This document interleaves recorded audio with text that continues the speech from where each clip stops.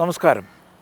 കന്യാകുമാരി മുതൽ കാസർഗോഡ് വരെ എന്ന പരമ്പരയുടെ അടുത്ത അതിമനോഹരമായ ഒരു എപ്പിസോഡിലേക്ക് ഏവരെയും സ്വാഗതം ചെയ്യുകയാണ്.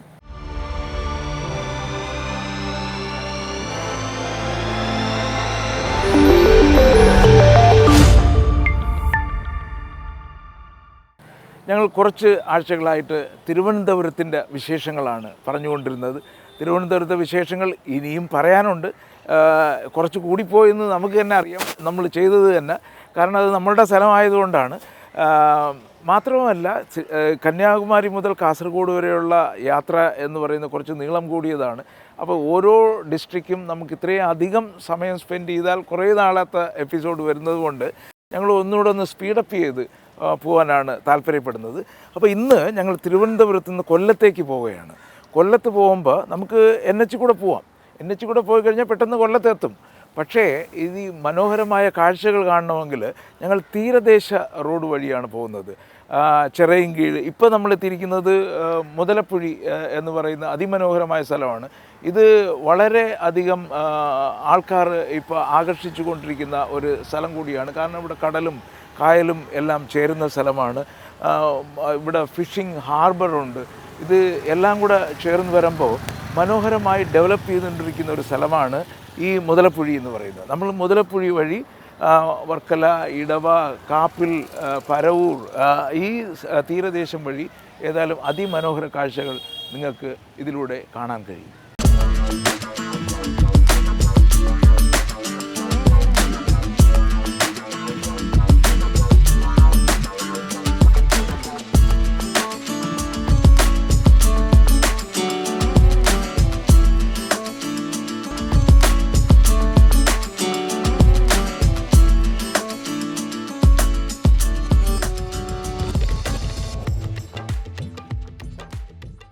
തീരപ്രദേശമായതുകൊണ്ട് തന്നെ ഇവിടുത്തെ പ്രധാന വ്യവസായം എന്ന് മത്സ്യബന്ധനമെന്ന് തന്നെ പറയാം.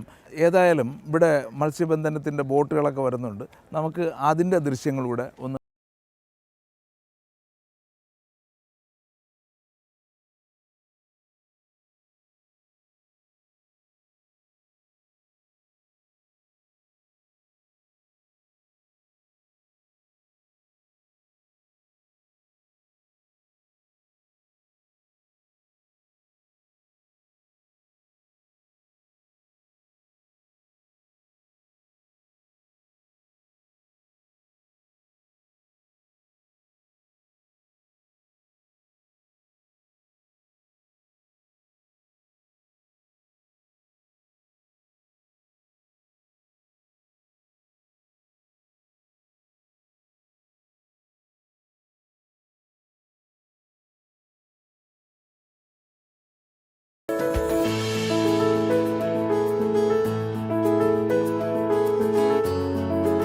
നമ്മളിവിടെ ചിറയൻകീഴ് വന്നപ്പോൾ മത്സ്യബന്ധനത്തിനായിട്ട് പല മെത്തേഡുകൾ ഉപയോഗിക്കുന്നുണ്ട്. വള്ളത്തിൽ പോയി ചെയ്യുന്നുണ്ട്, ബോട്ടിൽ പോയി മത്സ്യബന്ധനം നടത്തുന്നുണ്ട്. ഇവിടെ വീശുവല ഇടുന്ന ഒരാളുണ്ട്. എന്താ പേരെന്താ? അമീർ. ഈ വീശുവലയാണ് പ്രധാനമായിട്ട്. ഒരു വീശുവലയിൽ കിട്ടാതിരിക്കുമല്ലോ, അതാ വല്ല അങ്ങനെയാണ്. ഓ, മീൻ കുറവാണ്. അപ്പോൾ ഈ ഇല്ല, ഇപ്പം ഈ വീശുവല ഇട്ടിട്ട് വല്ലതും കിട്ടിയോ? ഒന്നും കിട്ടിയില്ല. നമ്മളിപ്പോൾ മുതലപ്പുഴിയിൽ നിന്ന് വർക്കലയിലേക്ക് പോവുകയാണ്. ഇവിടെ നിന്ന് ഈ മുതലപ്പുഴി തന്നെ ശരിക്കും ഡെവലപ്പായിക്കൊണ്ടിരിക്കുകയാണ്. കാരണം ഇവിടെ വന്നു കഴിഞ്ഞാൽ നമുക്ക് കായലും കടലും നദികളും ഒരുമിക്കുന്ന സ്ഥലം കാണാൻ പറ്റുമെന്നുള്ളതാണ്. ഈ തൊട്ടപ്പുറത്ത് നദികളുണ്ട്, കായലുണ്ട്, ഇപ്പുറത്ത് കടലുണ്ട്, പൊഴിയുണ്ട്. അപ്പോൾ ഏതായാലും ഇവിടം ഒരു നല്ലൊരു ടൂറിസ്റ്റ് ഡെസ്റ്റിനേഷനായിട്ട് കുറച്ച് കാലങ്ങൾ കൊണ്ട് നടക്കും എന്നുള്ളതാണ്. കാരണം ഇപ്പോഴും തന്നെ കുറേ ആൾക്കാർ ഈവനിങ് സ്പെൻഡ് ചെയ്യാൻ വരുന്നുണ്ട്. മാത്രമല്ല, ഇവിടെയാണ് ഇതിൻ്റെ ബോട്ട് വരുന്നതുണ്ടല്ലോ, ഈ ഫിഷിംഗ് ബോട്ടെല്ലാം വരുന്ന ഫിഷിംഗ് ഹാർബറുണ്ട്. ഇവിടെ വന്നു കഴിഞ്ഞാൽ നമുക്ക് ഒരുമിച്ച് മൊത്തമായിട്ട് അതിൻ്റെ ലേലത്തിൽ പങ്കെടുത്ത് വളരെ ചീപ്പായിട്ട് നമുക്ക് ഫിഷ് വാങ്ങാൻ കഴിയും. അതൊരു മറ്റൊരു പ്രത്യേകതയാണ്. മാത്രമല്ല, ഇവിടെ നിന്നൊരു 1.5 കിലോമീറ്റർ മുമ്പോട്ട് പോയി കഴിഞ്ഞാൽ അഞ്ചുതെങ്ങ് കോട്ട, പ്രശസ്തമായ അഞ്ചുതെങ്ങ് കോട്ടയും അഞ്ചുതെങ്ങ് ലൈറ്റ് ഹൗസും കാണാൻ പറ്റും. അത് വളരെ വളരെ പ്രസിദ്ധമായ സ്ഥലമാണ്. വിദേശികളും സ്വദേശികളും ഒക്കെ കാണാൻ വരുന്ന ഒരു ടൂറിസ്റ്റ് ഡെസ്റ്റിനേഷൻ കൂടി ആണ് ഈ അഞ്ചുതെങ്ങ് കോട്ട എന്ന് പറയുന്നത്. നമ്മൾ അതുവഴിയാണ് വർക്കലയോട്ട് പോകുന്നത്. ആ ഏരിയക്കെല്ലാം വളരെ ചരിത്ര പ്രാധാന്യമുള്ള സ്ഥലങ്ങളാണ്.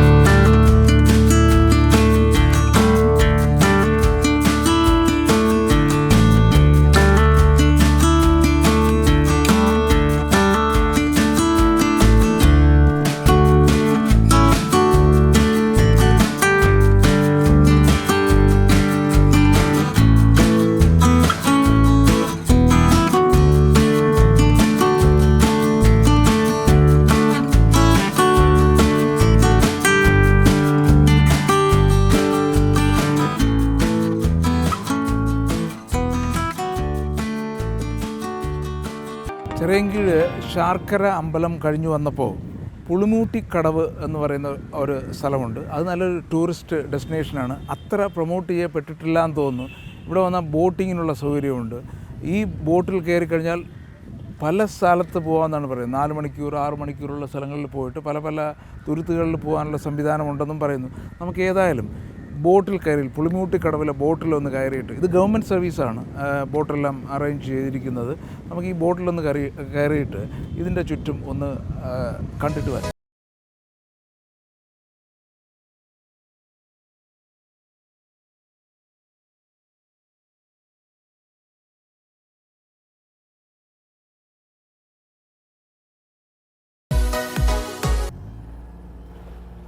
അപ്പോൾ നമുക്കൊന്ന് ചുറ്റിയിട്ട് വരാം.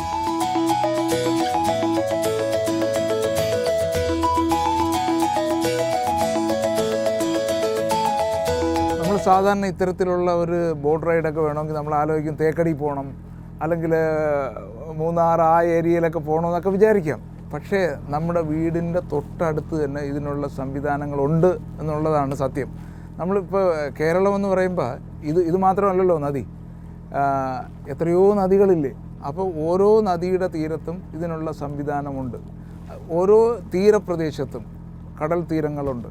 ഇതെല്ലാം നമുക്ക് യൂട്ടിലൈസ് ചെയ്യാവുന്നതാണ്. അതുകൊണ്ട് നമ്മളുടെ വിദേശ മലയാളികളോട് ഒരു റിക്വസ്റ്റ് എന്ന് പറയുമ്പോൾ, നമ്മൾ നാട്ടിൽ വരുമ്പോൾ നമ്മളെ കുട്ടികളെയൊക്കെ കൊണ്ടുവന്ന് നമ്മളെ വീടിനടുത്തുള്ള സ്ഥലങ്ങളെങ്കിലും കാണിച്ച് നമ്മൾ അവരെ വീണ്ടും അവർ വലുതായി വരുമ്പോൾ ഇവിടത്തേക്ക് കേരളത്തിലേക്ക് അട്രാക്റ്റ് ചെയ്ത് നിർത്തണം. അല്ലെങ്കിൽ തലമുറകൾ കഴിയുമ്പോഴത്തേക്ക് നമ്മളെ വിദേശത്തുള്ള മലയാളികളുടെ കുട്ടികളൊന്നും ഇങ്ങോട്ട് വരാതാവും. ഇതാണ് റിയലി ഗോഡ്സ് ഓൺ കൺട്രി. ഇവിടെ മറ്റുള്ളവർ എന്ത് ചെയ്യുന്നു നമ്മൾ നോക്കേണ്ട കാര്യമൊന്നുമില്ല. ഇത് പ്രകൃതി കനിഞ്ഞ് നമുക്ക് ആവശ്യത്തിലധികം സൗന്ദര്യം തന്നിട്ടുണ്ട്. ഇത്തരത്തിലുള്ള ബോട്ട് സവാരികളും സീസൈഡുകളും എന്ന് വേണ്ട, എന്താണ് പ്രകൃതി തരാത്തത്? കുന്നുകളും മലകളും എല്ലാം തന്നിട്ടുണ്ട്. ഇതെല്ലാം നമ്മൾ നാട്ടിൽ വരുമ്പോൾ ഓരോ പ്രാവശ്യവും ഓരോ സ്ഥലങ്ങൾ ആസ്വദിക്കുക എന്നുള്ളതാണ് ഈ പ്രോഗ്രാമിൻ്റെ ലക്ഷ്യം കൂടി.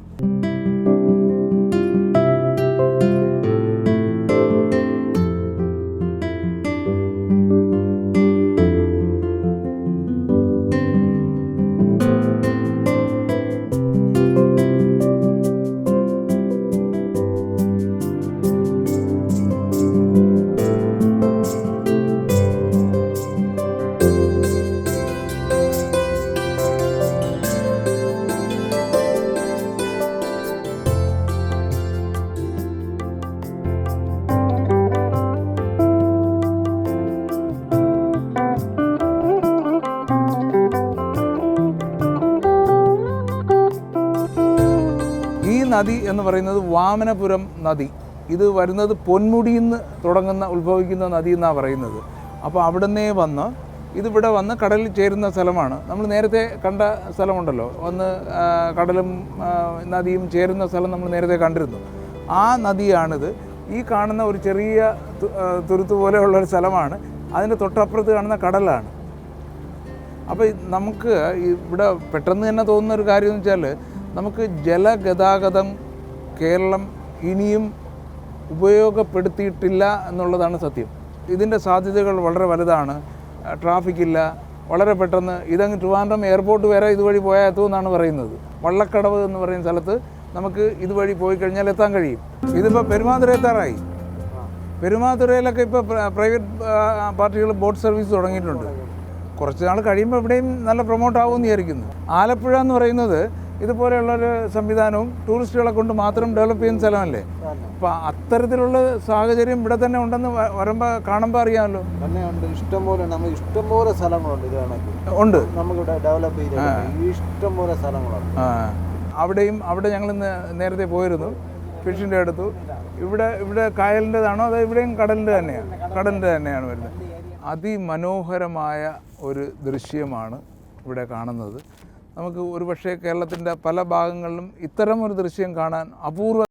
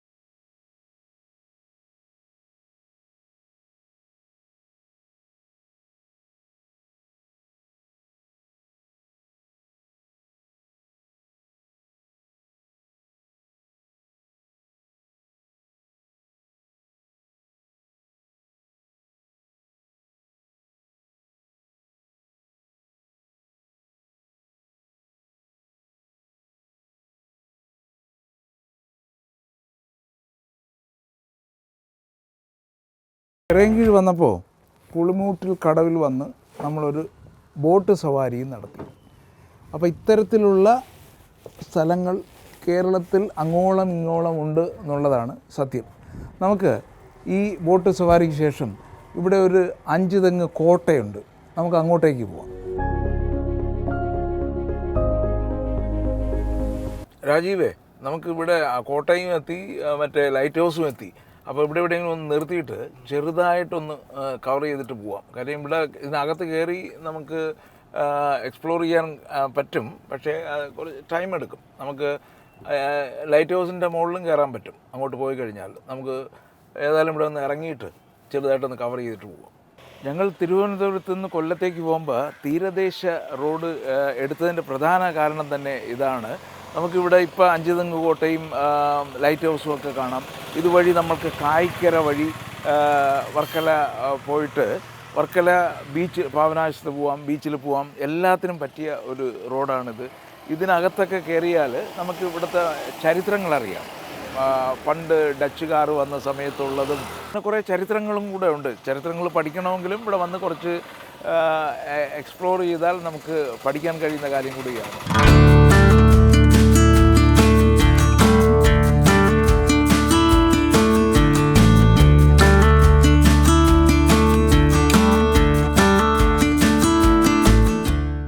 ഞങ്ങൾ മുതലപ്പുഴയിൽ നിന്ന് വർക്കലയ്ക്ക് പോകുന്ന ഒരു തീരദേശം തന്നെ പിടിച്ചിരിക്കുകയാണ്. വർക്കല ജംഗ്ഷനിൽ കൂടെ പോവാതെ നമ്മൾ ഈ സൈഡിൽ കൂടെ പോയി ജംഗ്ഷനിൽ പോകാൻ പറ്റും, മൈതാനത്ത് പോകാൻ പറ്റും. അപ്പോൾ ഈ ഒരു നദി കാണുന്നുണ്ടല്ലോ, ഇത് വളരെ പ്രധാനപ്പെട്ട ഒരു നദിയാണ്. മുൻകാലങ്ങളിൽ ആലപ്പുഴ നിന്ന് ഈ ചരക്ക് ഗതാഗതമെല്ലാം നടന്ന ഒരു നദിയാണിത്. ഇപ്പോഴും റിനോവേഷനൊക്കെ നടക്കുന്നുണ്ട്. ഒരു പക്ഷേ ഇതെല്ലാം റിനോവേറ്റ് ചെയ്ത് കഴിഞ്ഞാൽ നമുക്ക് വെനീസ് പോലെ ആക്കാൻ പറ്റും എന്നാണ് വിചാരിക്കുന്നത്. ഈ ഏരിയ ഡെഫിനറ്റായിട്ട് ഒരു വലിയ ടൂറിസ്റ്റ് സാധ്യത ഉള്ള ഒരു സ്ഥലമാണ്. ഈ നദി കഴിഞ്ഞാൽ നമുക്കിപ്പോൾ കാണാൻ തൊട്ട് ഇത്രയും ലാൻഡുണ്ട്. അത് കഴിഞ്ഞാൽ കടലാണ് കാണുന്നത്. അവിടെ വെച്ചാൽ വൈറ്റ് സാൻഡാണ് മൊത്തം. അപ്പോൾ നമുക്കിവിടെ ഒരു വലിയൊരു ടൂറിസ്റ്റ് ഡെസ്റ്റിനേഷൻ ആക്കാനുള്ള സാധ്യതയുള്ള ഒരു സ്ഥലം കൂടിയാണ് ഇത്. ഇപ്പോൾ തന്നെ നമുക്ക് വന്നു കഴിഞ്ഞാൽ ഒരു ചെറിയ മിനി ഹോളിഡേ അല്ലെങ്കിൽ സീസൈഡ് ഹോളിഡേ ഒക്കെ എടുക്കാനായിട്ട് ഇപ്പോൾ ഇതിൻ്റെ പുറത്തുള്ള ചെറിയൊരു റോഡ് ഉണ്ടാക്കിയിട്ടുണ്ട്. അങ്ങനെ വരികയാണെങ്കിൽ നമുക്കിവിടെ പോയി ഇരുന്ന് വൈറ്റ് സാൻഡ് ഉള്ള സീസൈഡ് നമുക്ക് വലിയ തിരക്കില്ലാതെ ആസ്വദിക്കാൻ പറ്റുന്ന ഒരു ഏരിയയാണ്. ഈ വർക്കല ബീച്ചിലേക്ക് പോകുന്ന വഴി തന്നെയാണ് ഇത്.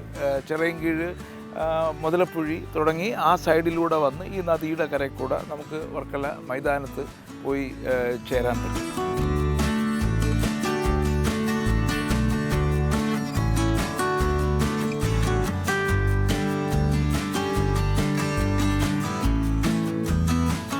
ഇവിടെ നമുക്ക് കാണാവുന്നത് പോലെ വലിയ തിരക്കൊന്നുമില്ല.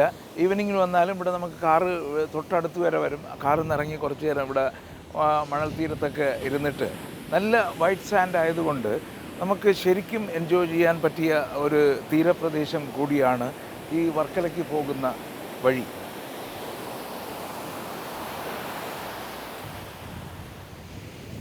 അതിമനോഹരം. വലിയ തിരക്കുമില്ല, ആളുമില്ല. നമുക്ക് കാറ് തൊട്ടടുത്ത് വരെ കൊണ്ടുവരാൻ പറ്റും.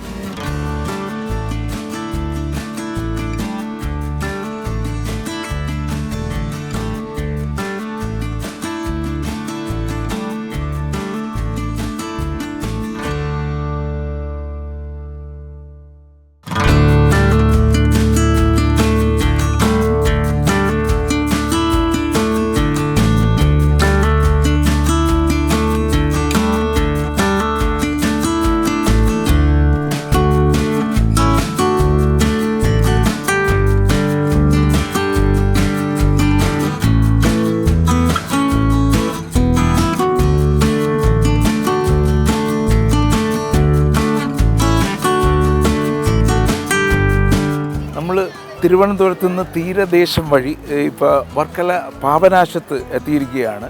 ഈ പാപനാശം ബീച്ചാണ് ഇപ്പോൾ ഏറ്റവും അധികം പോപ്പുലറായിക്കൊണ്ടിരിക്കുന്നത്. ഒരു മിനി ഗോവ എന്ന് തന്നെയാണ് ഇപ്പോൾ ഈ വർക്കല പാപനാശത്തിനെ പറയുന്നത്. നല്ല വൈറ്റ് സാൻഡുള്ള തീരപ്രദേശമാണ്. മാത്രമല്ല ഇവിടെ ഒരുപാട് ആക്ടിവിറ്റീസ് ഇപ്പോൾ തുടങ്ങിയിട്ടുണ്ട്, പുതിയതായിട്ടുണ്ടല്ലോ. നമ്മൾ അഡ്വഞ്ചറസ് ആയിട്ടുള്ള ആക്ടിവിറ്റീസ്, പാരാഗ്ലൈഡിങ് തുടങ്ങി സ്പീഡ് ബോട്ടുകൾ എല്ലാം ഉണ്ട്. മാത്രമല്ല ഇപ്പോൾ വിദേശികൾ വരുന്ന സമയം കൂടിയാണ്. അതുകൊണ്ട് തന്നെ ഇപ്പോൾ കോവളം ഒരുവിധം സാച്ചുറേറ്റഡ് ആയി എന്നുള്ള രീതിയിലാണ് ആൾക്കാർ പറയപ്പെടുന്നത്. അവിടെ ഒരുപാട് തിരക്ക് വന്നതുകൊണ്ട് ഇപ്പോൾ ആൾക്കാരെല്ലാം വർക്കല ബീച്ചിനെയാണ് ഡിപ്പെൻഡ് ചെയ്യുന്നത്.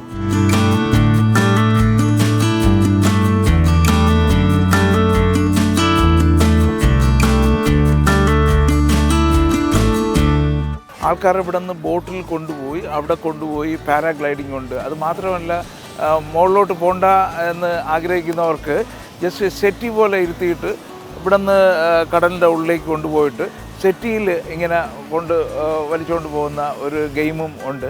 പക്ഷേ ഇതിലെന്ന് പറഞ്ഞാൽ 2 ആൾക്കാരാണ് കയറാൻ പറ്റുന്നത്. ഈ മെഷീൻ ഓപ്പറേറ്റഡാണ് ഈ ഗ്ലൈഡിങ് എന്ന് പറഞ്ഞു കഴിഞ്ഞാൽ. അതിലൊരു പൈലറ്റും ഉണ്ടാവും, നമ്മൾ ഇൻട്രസ്റ്റ് ഉള്ള ഒരാളും ഉണ്ടാവും. നമ്മൾ ഫ്രണ്ടിലിരിക്കുകയും പൈലറ്റ് ബാക്കിലിരുന്നിട്ട് അത് കൺട്രോൾ ചെയ്യുകയും ചെയ്യുന്നതാണ് ഇതിൻ്റെ ഒരു അഡ്വഞ്ചർ എന്ന് പറയുന്നത്. ഇപ്പോൾ നമ്മളിപ്പോൾ കണ്ടതാണ്, ഇവിടെ വന്നിട്ട് വളഞ്ഞ് ഒക്കെ പോകുമ്പോഴത്തേക്ക് ശരിക്കും ഒരു അഡ്വഞ്ചർ തന്നെയാണ്. എല്ലാം കൊണ്ടും നമുക്കിപ്പോൾ കാണാൻ കഴിയുന്നത് ഒരു ടൂറിസ്റ്റ് ഡെസ്റ്റിനേഷനായിട്ട് വർക്കല മാറിക്കൊണ്ടിരിക്കുകയാണ്. ക്ലീൻ നീറ്റ് ആയിട്ടുള്ള വൈറ്റ് സാൻഡുള്ള ശരിക്കും നമുക്ക് ഒരു ഹോളിഡേ എൻജോയ് ചെയ്യാൻ പറ്റിയ സ്ഥലമായിട്ട് ഇപ്പോൾ വർക്കല മാറിയിരിക്കുകയാണ്. ചുമ്മാതല്ല, മിനി ഗോവ എന്ന് അറിയപ്പെടുന്നു.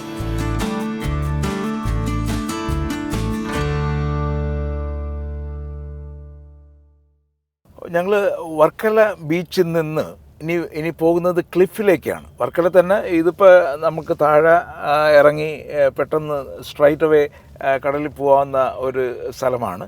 ക്ലിഫിൽ പോയി കഴിഞ്ഞാൽ അവിടെയും ഒരു പ്രത്യേകതയുണ്ട്. അവിടെ നിന്നും കടലിലേക്ക് ഇറങ്ങാൻ പറ്റും. കുറേ സ്റ്റെപ്പ് ഇറങ്ങിയതിന് ശേഷമേ കടലിൽ ഇറങ്ങാൻ പറ്റത്തുള്ളൂ.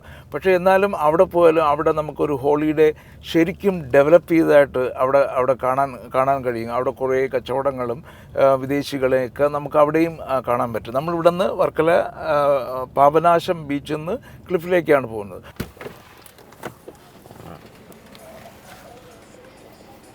പാപനാശത്ത് നിന്ന് നമ്മൾ എത്തിയിരിക്കുന്നത് ഇത് ക്ലിഫ് എന്നാണ് പറയുന്നത്. ക്ലിഫിലെത്തിയിരിക്കുകയാണ്. ഇവിടെ വന്നു കഴിഞ്ഞാൽ നമുക്ക് കാണാൻ കഴിഞ്ഞൊരു ടോപ്പ് വ്യൂ ആണ്. സീയുടെ ഒരു ടോപ്പ് വ്യൂ നമുക്ക് കിട്ടും. മാത്രമല്ല ഈ പാരാഗ്ലൈഡിംഗ് ഒക്കെ തുടങ്ങുന്നത് ഇവിടെ നിന്നാണ്. ഇവിടെ നിന്ന് തുടങ്ങി ഇത് ഇത്രയും പൊക്കത്തിലായതുകൊണ്ട് ഇവിടെ നിന്ന് പാരാഗ്ലൈഡിങ് തുടങ്ങാൻ അവർക്ക് എളുപ്പമായതുകൊണ്ടാവാം ഈ സ്ഥലം അവർ ചൂസ് ചെയ്തിരിക്കുന്നത്. ഒരു നമുക്ക് ബാക്കിൽ കാണാൻ പറ്റും ഒരു പാരാഗ്ലൈഡേഴ്സ് ഇവിടെ ലാൻഡ് ചെയ്യാൻ വരുന്നത് കാണാൻ പറ്റും. അങ്ങനെ ഇതിപ്പോൾ ഞങ്ങൾ വന്നിരിക്കുന്നത് ഉച്ചയ്ക്കാണ്. ഉച്ചയ്ക്ക് ഇത്രയും തിരക്കുണ്ടെങ്കിൽ വൈകുന്നേരത്തെ തിരക്ക് നമുക്ക് ഊഹിക്കാവുന്നതേ ഉള്ളൂ. ഇത് ഒറ്റയ്ക്ക് ഒരാൾ മാത്രം ഉള്ളതാണ് ഈ കാണുന്നതുണ്ടല്ലോ. അപ്പോൾ ഇതിൻ്റെ എക്സ്പെർട്ട് കുറച്ച് പഠിച്ച ആൾക്കാരായിരിക്കും പോകുന്നതുണ്ടല്ലോ. ഒറ്റയ്ക്കൊക്കെ പോകുന്നു എന്ന് പറഞ്ഞാൽ അതിൻ്റെ ചിലപ്പോൾ അതിൻ്റെ ട്രെയിനേഴ്സ് ആയിരിക്കും. എന്നിരുന്നാലും നമുക്ക് ഇവിടെ വന്നു കഴിഞ്ഞാൽ വർക്കല എന്ന് പറയുന്നത് എന്തുമാത്രം ഡെവലപ്പ് ചെയ്യുന്നു എന്നുള്ളതിൻ്റെ ഒരു തെളിവാണ് നമുക്കിവിടെ കാണുന്നത്. നട്ടുച്ചയ്ക്കാണ് വന്നിരിക്കുന്നത്. ഞങ്ങൾ 12 മണി കഴിഞ്ഞ സമയത്താണ് വന്നിരിക്കുന്നത്. അപ്പോൾ ഇവിടെ ബാക്കിൽ നോക്കിയാൽ ഈ ആക്ടിവിറ്റീസ് മൊത്തം കാണാം നമുക്ക്.